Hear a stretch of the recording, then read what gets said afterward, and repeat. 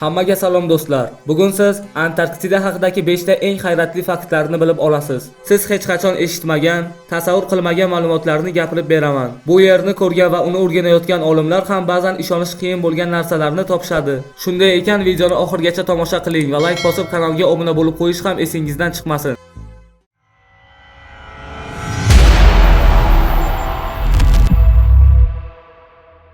Antarktida faqat qor yog'adigan joy deb o'ylasangiz adashasiz. Bu yer aslida dunyodagi eng quruq joylardan biri. Ha, to'g'ri eshitdingiz. Bu yer cho'l hisoblanadi. Sahroy kabir ham bu bilan tenglasha olmaydi. Antarktidaning ayrim joylarida 2 million yildan beri yomg'ir ham, qor ham yog'magan. Qor yog'sa ham u hech qachon erimaydi va asrlar davomida faqat ko'payadi. Shu sababli bu yerda dunyodagi eng qalin muz qatlamlari hosil bo'lgan. Antarktida shunchalik quruqki, odamning lablari bir kunda yorilib qolishi mumkin. Havo namligi deyarli 0%. Yozda qurib ketadigan joy deb aynan shu joyni aytishadi. Muz ostida yashiringan sirli tog'lar bor. U yerga qarasangiz faqat qor va muz, lekin yer ostida nimalar borligini tasavvur qila olmaysiz. Qalin muz ostida katta tog' tizimlari bor.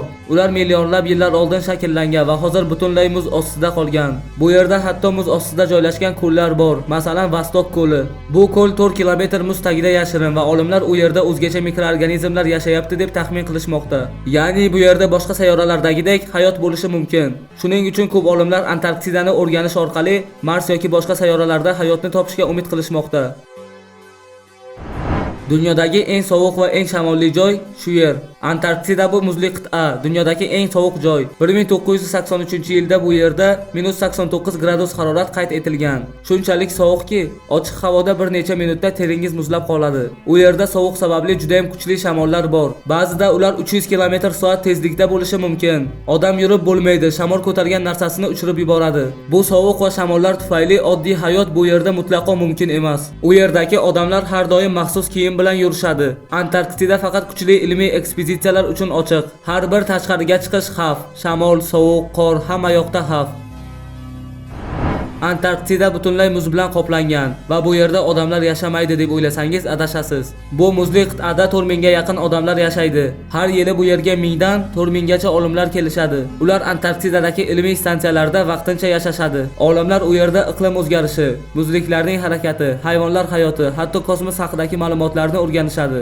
Antarktidada oddiy uylar yo'q, faqat ilmiy markazlar bor. Har bir stansiyada oziq-ovqat, issiqlik va aloqa tizimlari mavjud, lekin baribir bu joyda yashash juda og'ir. U yerga faqat kuchli tayyorgarlik bilan borish mumkin. Ba'zida 6 oy davomida butunlay tashqi dunyo bilan aloqasiz qolishadi. Shuning uchun bu qit'ani yer yuzining eng ekstremal, lekin eng ilmiy nuqtasi deb aytishadi.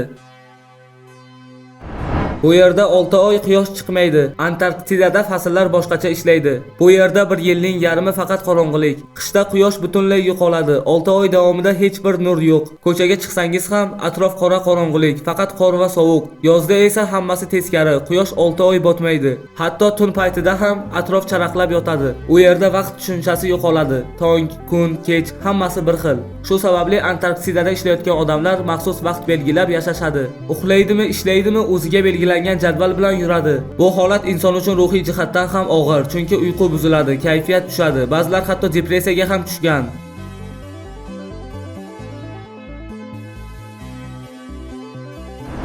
Mana do'stlar, Antarktida haqidagi eng ajoyib va sirli 5 ta faktni keltirdim. Yana nimalarni bilishni xohlaysiz? Bu yer haqidagi yangi ma'lumotlar har doim qiziqarli va albatta sizning fikringiz ham muhim. Agar sizga video yoqqan bo'lsa, like bosib qo'yishni unutmang va yangi videolarni o'tkazib yubormaslik uchun obuna bo'lib qo'ying. Yana qaysi sirli joylar haqida video xohlaysiz? Fikrlaringizni kommentariyada yozib qoldiring. Keyingi videolarda ko'rishguncha hammaga xayr.